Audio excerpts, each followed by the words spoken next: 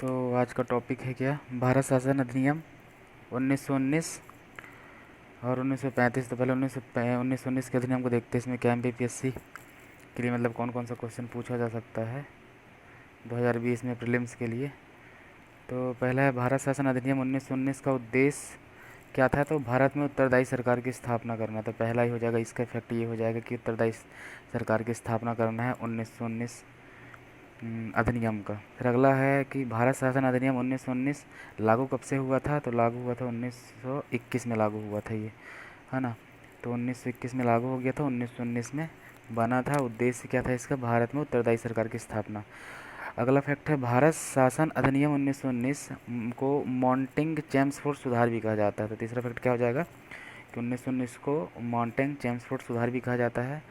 और जो मॉन्टेंग थे वो भारत के राज्य सचिव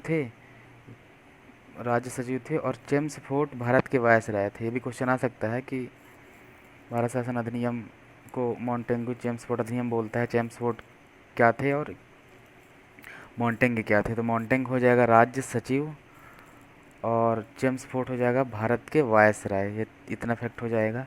विशेषताएं में क्या क्या हो जाएगा, विशेषताओं में फैक्ट में हो जाएगा तो राष्ट्र ये केंद्रीय और प्रांतीय विषयों की सूची की पहचान की गई। तो इसकी विशेषता क्या हो जाएगी, सबसे पहले 1919 के अधिनियम में केंद्रीय और प्रांतीय विषयों की सूची की पहचान की गई, है ना। इन्हें अलग किया गया। तो प्रांतीय सूची को और प्रांतीय विषयों को और केंद्रीय विषयों को दोनों को क्या किया गया, अलग किया गया, है ना। और इसके आगे वाला है जो फैक्ट, राज्यों पर केंद्रीय नियंत्रण कम किया गया। राज्यों को केंद्रीय नियंत्रण कम कम किया गया। राज्य प्रांत और राज्य की आते हैं, तो मतलब कि राज्यों पर केंद्रीय नियंत्रण कम किया। जो केंद्र का नियंत्रण था राज्य पर, तो उस पर नियंत्रण क्या किया, कम किया गया। क्यों कम किया गया, विधि बनाने के लिए कि आप अपना नियम बना सकते हो।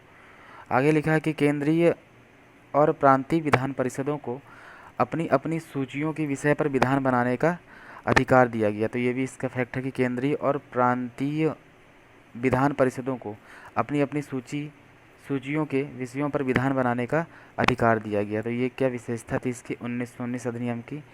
और इसकी विशेषता आगे लिखा है कि सरकार का ढांचा केंद्रीय और एकात्मक बना रहा। मतलब कि जो यहाँ बोले हैं कि अलग अलग मतलब कि विधि बनाने की वो दिया गया था, जो मतलब अपनी अपनी सूचियों पर जो विधान बनाने का अधिकार दिया गया था, ये तो दे दिए थे, विधान बना सकते हो आप केंद्रीय और प्रांतीय विधान परिषदों को, है ना। विधान बनाने का अधिकार तो दे दिया गया था, लेकिन जो यहाँ पर लिखा है कि सरकार का जो ढांचा था वो केंद्रीय और एकात्मक ही बना रहा, केंद्रीय और एकात्मक ही बना रहा।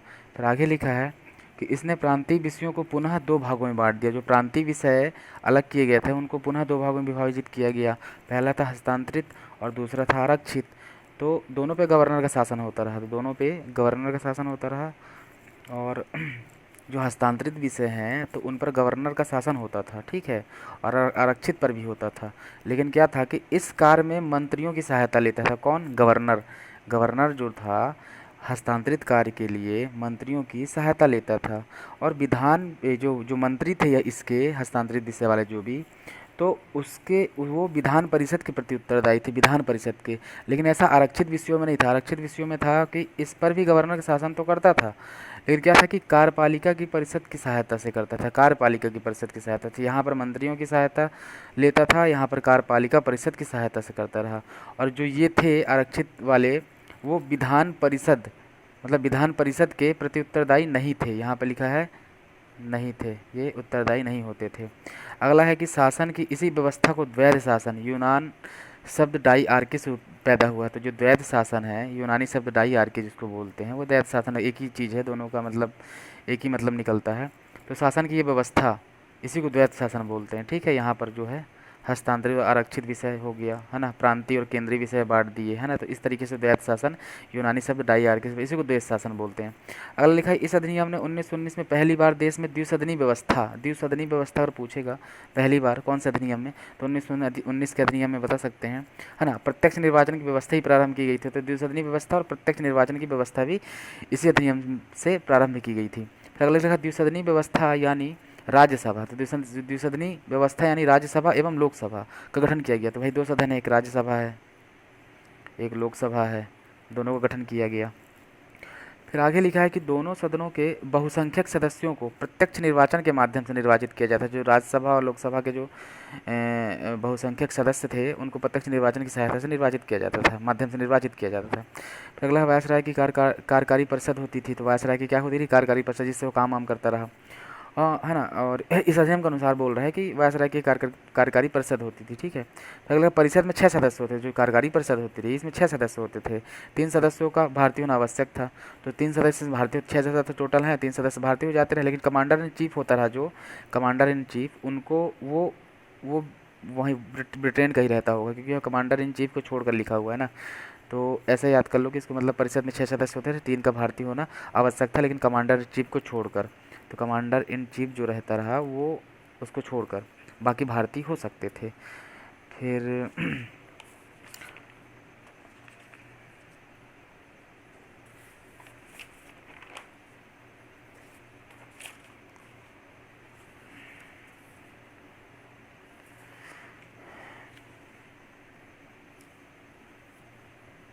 फिर अगला इसमें लिखा है कि जो सांप्रदायिक आधार पर सिखों, भारतीयों, आंग्ल भारतीयों और यूरोपियों के लिए भी पृथक निर्वाचन सिद्धांत विस्तारित किया। जो 1919 का अधिनियम था उसमें क्या किया गया था कि सांप्रदायिक आधार पे, यहाँ पर सांप्रदायिक गलत लिखा हुआ है, सांप्रदायिक आधार पर भारतीयों, ईसाइयों और आंग्ल भारतीयों और यूरोपियों के लिए भी पृथक निर्वाचन के सिद्धांत को विस्तारित किया गया।